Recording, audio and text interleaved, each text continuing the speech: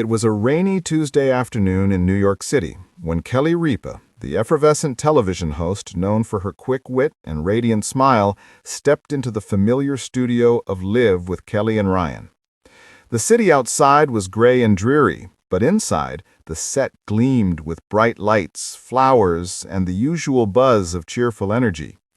Yet something about Kelly that day felt different. There was a heaviness in her step, a quiet pause in the usual rapid-fire rhythm of her life.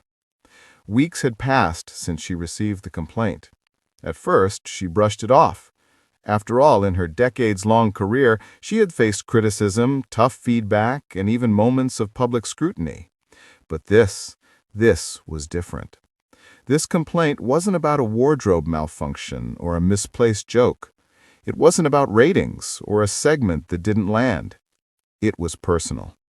The complaint had arrived anonymously, tucked between glossy envelopes of fan mail she usually opened with delight. Its words were precise, almost surgical in their intent. "You've built a life that looks perfect on TV, but what about the real Kelly Ripa?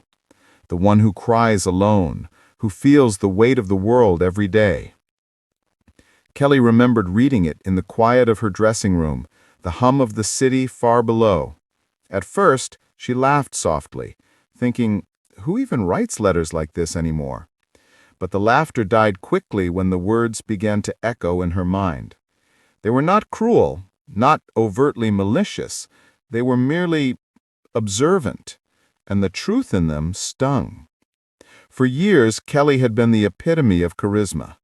Millions of viewers woke up to her infectious energy, the way she could make a coffee spill or a flubbed line seem like pure comedy gold. But behind the laughter, there had been nights she couldn't sleep, nights when she felt the sharp pang of loneliness, the kind of isolation that only comes from constantly being on. There were mornings when she looked in the mirror and wondered if anyone truly saw her. Not the TV persona, not the polished host, but the woman who sometimes sobbed into her pillow for no reason at all. And now, someone had seen it. For weeks, Kelly tried to ignore the letter, but its words had a way of infiltrating her thoughts. She found herself staring blankly at the teleprompter, her smile a little tighter, her laughter a little more forced. Her husband, Mark Consuelos, noticed. He was concerned, but knew better than to push. Kelly needed to confront this storm herself. Finally, on that rainy Tuesday, Kelly made a decision. She would speak. Not for ratings, not for sympathy, but for truth. The cameras rolled. Ryan Seacrest, her co-host, glanced at her with the warmth and understanding only he could offer. "Kelly, you okay?" he asked gently, knowing better than to break her space with a joke. Kelly took a deep breath. She felt the sting of the complaint like a cold hand around her heart.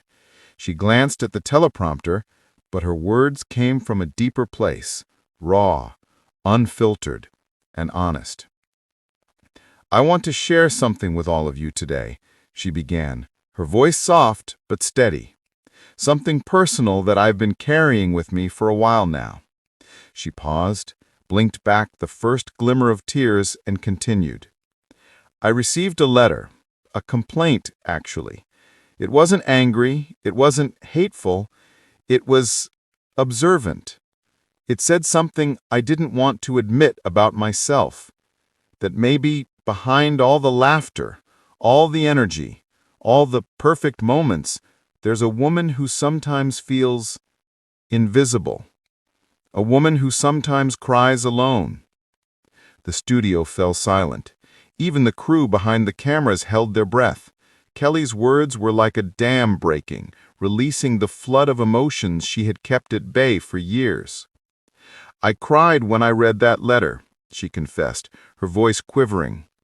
"I cried because it was true, and it hurt because I have spent so much of my life trying to be everything for everyone else, trying to make people happy, and in the process, sometimes I forget to be happy myself." Her hands trembled slightly as she reached for a tissue, dabbing at her eyes. The vulnerability on her face was mesmerizing. Millions of viewers watching from home were seeing a side of Kelly Ripa they had never seen before. Not the polished entertainer, but the human being who felt everything deeply. "But here's the thing," she continued, finding a renewed strength in her honesty. "I also cried because that letter reminded me that I am seen. Someone, somewhere, noticed that behind the sparkle there is a real woman with real feelings, and that matters." The tears fell freely now, and Ryan placed a gentle hand over hers, offering silent solidarity. For Kelly, it wasn't about embarrassment. It was about connection. It was about breaking the illusion that she always had to be invincible. She shared memories of nights spent alone, of quiet moments when she wondered if anyone truly knew her. She spoke of the pressures of fame, of being expected to radiate perfection every single day.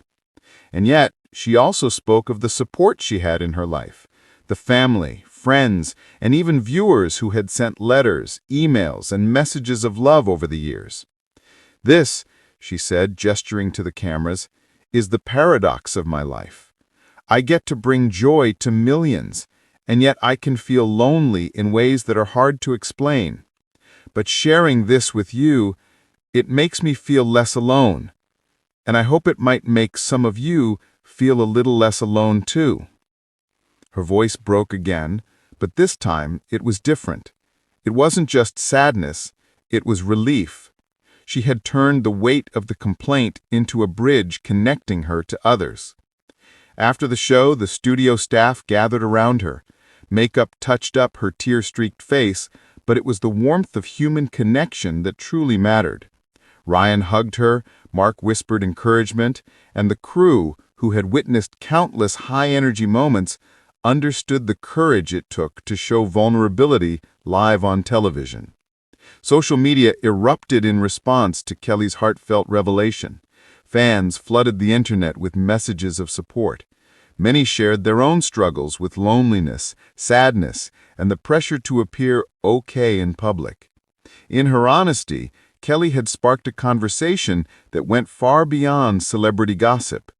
She reminded the world that even those who seem unstoppable have moments of fragility, and that's okay.